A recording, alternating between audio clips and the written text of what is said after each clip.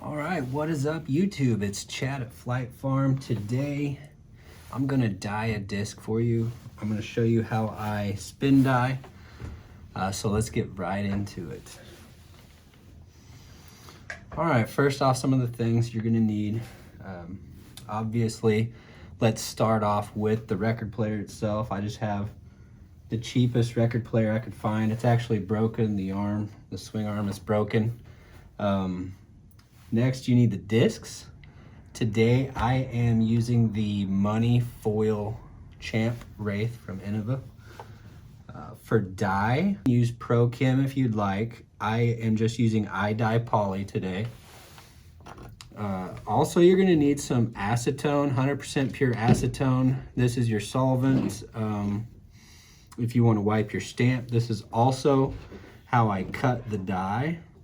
If you like the recipe, or if you'd like me to go into more disc dyeing videos, leave a comment below. A couple other things you're gonna need.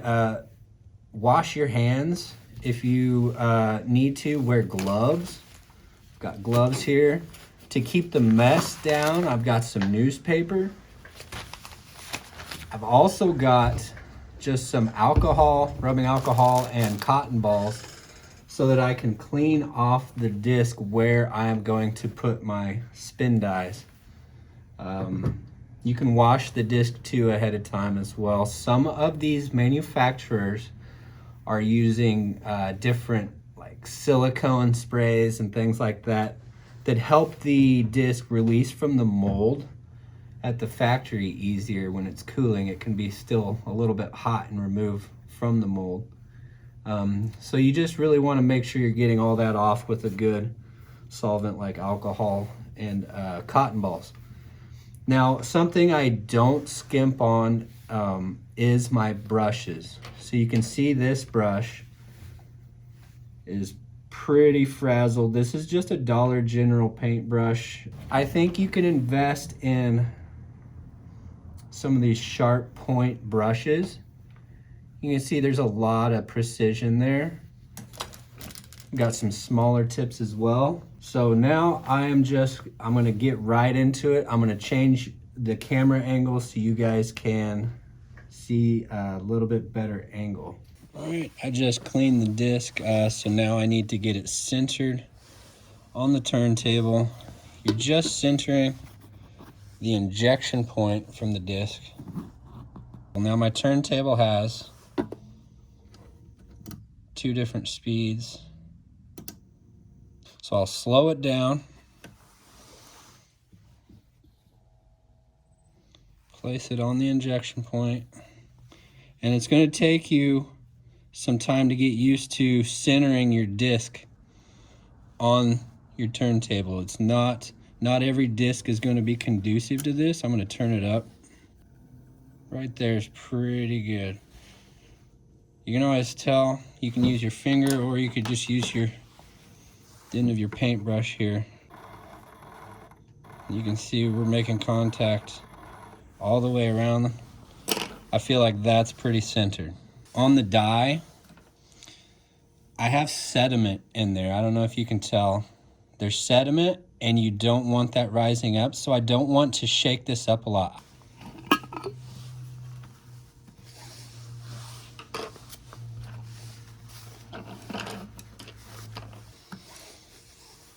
All right, let's get started. See that come off of there? I'm bleeding off. See, I dip, and then I bleed off. Dip, bleed off.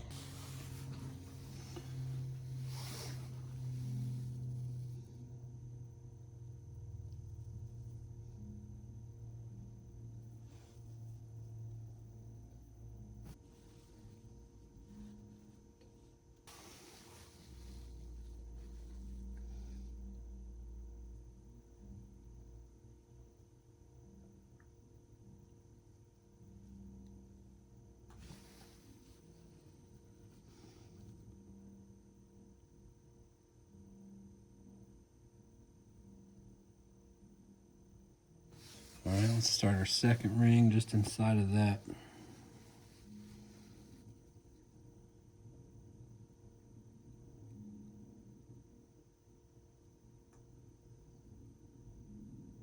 The precision brushes make all the difference, guys. Get real tight, even though I've got a pretty cheap turntable.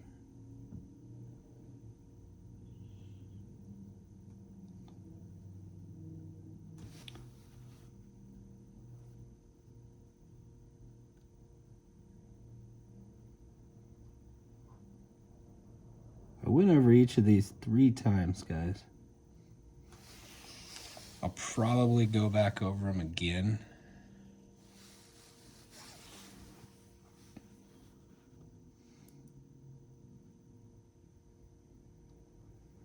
Because we really want to saturate the plastic. We don't want any rings that are going to look pink in a year. We want this to stay blood red for the life of the plastic. So we just keep going over it until we're happy.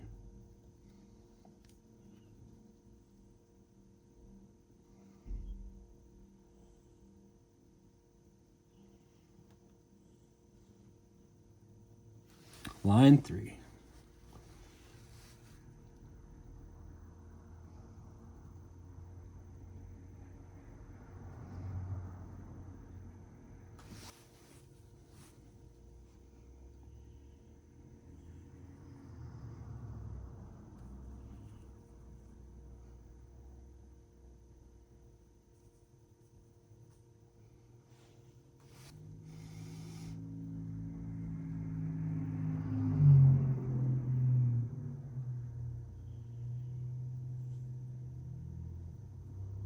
So I'm just eyeballing the spacing here, guys. I started where the rim and the plate met.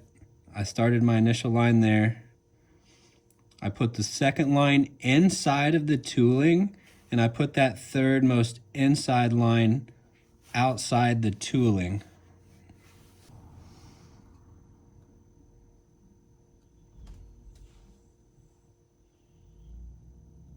Just hitting the outside one again.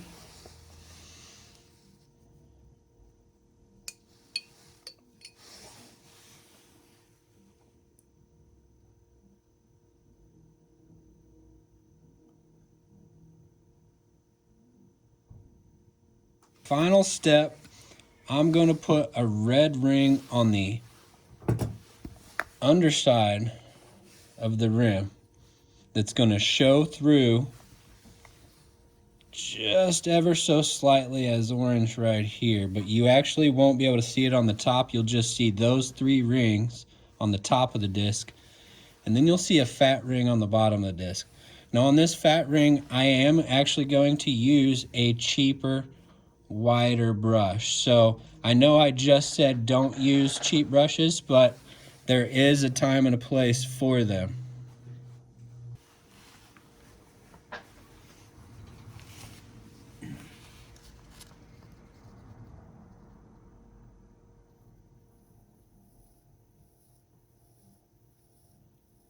Guys, you can flip this over if you have a bigger Frisbee centered on there. I just go, it saves a step for me to just reach up under with the brush, a big fat brush like that deep underneath, and just leave it there and let it hold on there.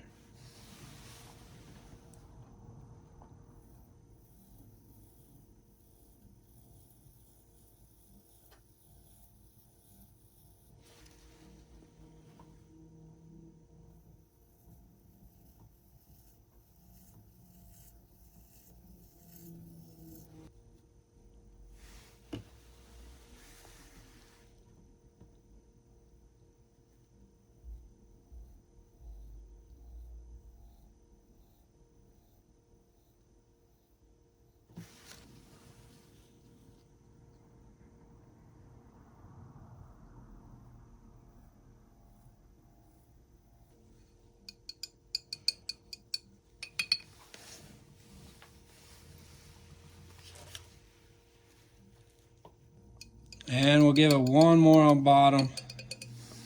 Takes more dye on bottom than it does on top.